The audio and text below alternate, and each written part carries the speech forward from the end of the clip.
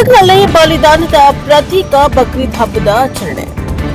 ಇಂದು Muslim ಧರ್ಮದ ಬಲಿದಾನದ ದೊಡ್ಡ ಹಬ್ಬ ಬಕ್ರೀದ್ ಹಬ್ಬವನ್ನ ಸಮಸ್ತ ಮುಸ್ಲಿಂ ಬಾಂಧವರು ಅವರ ಪದ್ಧತಿಯ ಪ್ರಕಾರ ಬೆಳಗ್ಗೆ ಈದ್ಗಾ ಮೈದಾನದಲ್ಲಿ ನಮಾಜ್ ಮಾಡುವ ಮೂಲಕ ತಮ್ಮ ಪ್ರಾರ್ಥನೆ ಮಾಡಿ ಇವತ್ತಿನ ವಿಶೇಷವಾದ ಕುರಿ ಬಲಿ ನೀಡಿ ಕುರ್ಬಾನಿ ಅಂದ್ರೆ ಒಂದು ಬಲಿಯಲ್ಲಿ 3 ಭಾಗ, ಒಂದು ಭಾಗ ನಮಗೆ, ಒಂದು ಭಾಗ ನಮ್ಮ ಬಂಧುಗಳಿಗೆ ಹಾಗೂ ಇನ್ನೊಂದು ಭಾಗ ಬಡವರಿಗೆ ನೀಡುವುದು ಈ ಬಕ್ರೀದ್ ಹಬ್ಬದ ವಿಶೇಷ ಎಂದು ಸಮುದಾಯದ ಮುಖಂಡರು ಹಾಗೂ ನಗರಾಭಿವೃದ್ಧಿ ಅಧ್ಯಕ್ಷರಾದ ಅಕ್ಬರ್ ಸಾಬ್ ಬಬುರ್ಚಿ ಎಲ್ಲರಿಗೂ ಬಕ್ರೀದ್ ಹಬ್ಬದ ಶುಭಾಶಯಗಳನ್ನು ತಿಳಿಸಿದರು.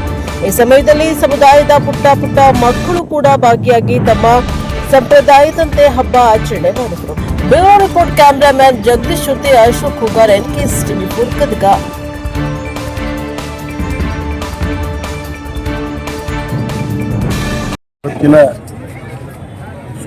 ಹಬ್ಬದ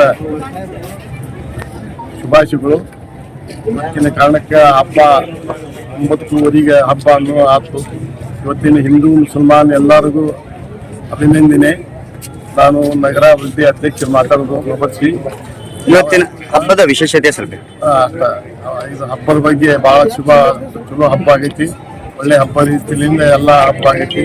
ಇವತ್ತಿನ ಕಾರ್ಯಕ್ರಮಕ್ಕೆ ಎಲ್ಲರಿಗೂ ಶುಭಾಶಯಗಳನ್ನು ಹೇಳಿ ನನ್ನ ಮಾತು. ತಮ್ಮ ಹೆಸರು? ಅಕ್ಬರ್ ಸಾಬ್ ಬಬರ್ಸಿ. ಈ ಕುರ್ಬಾನಿ ಒಂದು ಕುರಿ ಕುರ್ಬಾನಿ ಕೊಡ್ತೀವಿ. ಒಂದು ಕುರಿ ಕುರ್ಬಾನಿ ಕೊಡ್ತೀವಿ. ಒಂದು ವಿಷಯದೊಳಗ 3 ವಿಷಯ ಮಾಡ್ತೀವಿ. ಒಂದು ಬಡವ್ರು ಕೊಡ್ತೀವಿ, ಒಂದು ಮಂತನ್ ಬೀಗರು ಕೊಡ್ತೀವಿ, ಒಂದು ಮನೆಯವರು ಇಟ್ಕೊಂತೀವಿ.